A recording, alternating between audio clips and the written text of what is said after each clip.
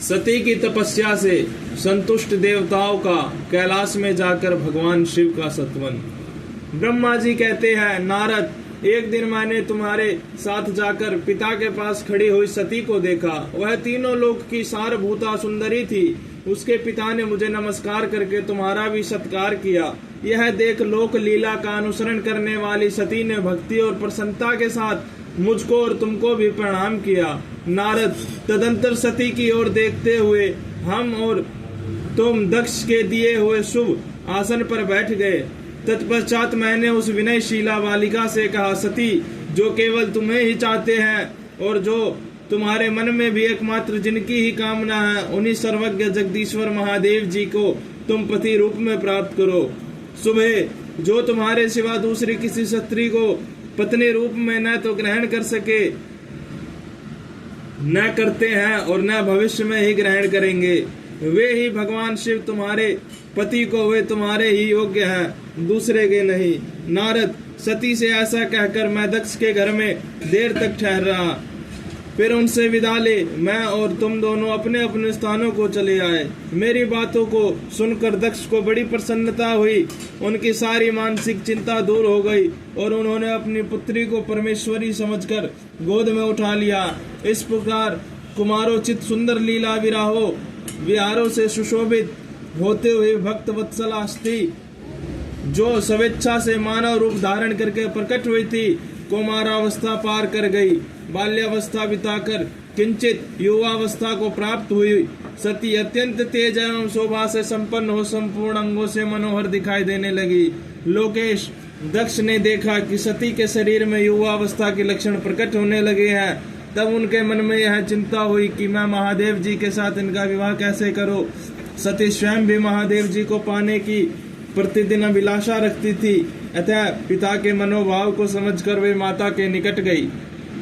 विशाल बुद्धि वाली सती रूपिणी परमेश्वरी शिवा ने अपने माता पिता विरिणी से भगवान शंकर की प्रसन्नता के निमित्त तपस्या करने के लिए आज्ञा मांगी।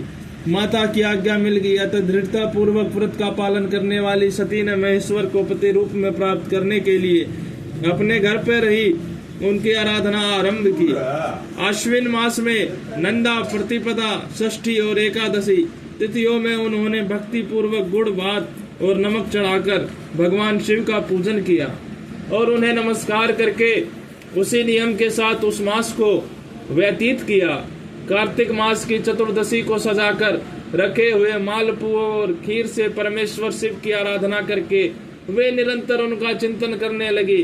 मार्गशीर्ष मास के कृष्ण पक्ष की अष्टमी तिथि को तिल, जौ और चावल से हर की पूजा करके ज्योतिर्मय दीप दिखाकर अथवा आरती करके सती दिन बिताती थी। पौष मास के शुक्ल पक्ष की सप्तमी को रात भर जागरण करके प्रातः काल खिचड़ी का नैवेद्य लगा वे शिव की पूजा करती थी। माघ की पूर्णिमा को रात में जागरण करके सवेरे नदी में नहाती और गीले वस्त्र से ही तट पर बैठकर भगवान शंकर की पूजा करती थी। फाल्गुन मास के कृष्ण पक्ष की चतुर्दशी तिथि को रात में जागरण करके उस रात्रि के चारों पहरों में शिव जी की विशेष पूजा करती और नटों द्वारा नाटक भी कराती थी। चैत्र मास के शुक्ल पक्ष की चतुर्दशी को वे दिन रात शिव का स्मरण करती हुई समय बिताती और ढाक के फूलों तथा दवनों से भगवान शिव की पूजा करती थी। वैशाख शुक्ला तृतीया को सती तिल का आहार करके रहती और नए जोग के बाद से रुद्रदेव की पूजा करके उस महीने को बिताती थी। ज्येष्ठ की पूर्णिमा को रात में सुंदर वस्त्रों तथा भटकटैया के फूलों से शंकर जी की पूजा करके वे निराहार रहकर ही वह मास व्यतीत करते थे। आषाढ़ के शुक्ल पक्ष की चतुर्दशी को काले वस्त्र और भटकटैया के फूलों से वे रुद्रदेव का पूजन करती थी। श्रावण मास के शुक्ल पक्ष की अष्टमी एवं चतुर्दशी को वे यजोपवीतो वस्त्रों तथा कुश की पवित्री से शिव की पूजा किया करती थी। भाद्रपद मास के कृष्ण पक्ष के त्रयोदशी तिथि को नाना प्रकार के फूलों और फलों से शिव का पूजन करके सती चतुर्दशी तीर्थ तिथि को केवल जल का आहार किया करती। भांति भांति के फलों फूलों और उस समय उत्पन्न होने वाले अन्नों द्वारा वे शिव की पूजा करती और महीने भर अत्यंत नियमित आहार करके केवल जप में लगी रहती थी। सभी महीनों में सारे दिन सती की आराधना में ये संलग्न रहती थी। अपनी इच्छा से मानव रूप धारण करने वाली वे देवी दृढ़ता पूर्वक उत्तम व्रत का पालन करती थी।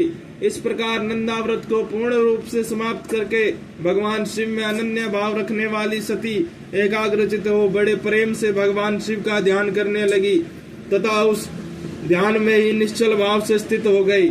मुने इसी समय सब देवता और ऋषि भगवान विष्णु और मुझको आगे करके सती की तपस्या देखने के लिए गए। वहां आकर देवताओं ने देखा सती मूर्तिमती दूसरी सिद्धि के समान जान पड़ती है। वे भगवान शिव के ध्यान में निमग्न हो उस समय सिद्धावस्था को जा पहुंची।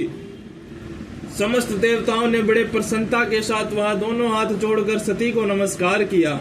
मुनियों ने भी मस्तक झुकाए तथा श्री हरि आदि के मन में प्रीति उमड़ आई। श्री विष्णु आदि सब देवता और मुनि आश्चर्यचकित हो सती देवी की तपस्या की भूरी भूरी प्रशंसा करने लगी। फिर देवी को प्रणाम करके वे देवता और मुनि तुरंत ही गिरिश्रेष्ठ कैलाश को गए जो भगवान शिव को बहुत ही प्रिय है। सावित्री के साथ मैं और लक्ष्मी के साथ भगवान वासुदेव भी प्रसन्नता पूर्वक महादेव जी के निकट गए। वहां जाकर भगवान शिव को देखते ही बड़े वेग से प्रणाम करके सब देवताओं ने दोनों हाथ जोड़ विनीत भाव से नाना प्रकार के स्तोत्रों द्वारा उनकी स्तुति करके अंत में कहा, प्रभो आपकी सत्वरज और तम नामक जो 3 शक्तियां हैं उनके राग आदि वेग अश्य है, वेदत्रिय अथवा लोकत्रिय आपका स्वरूप है।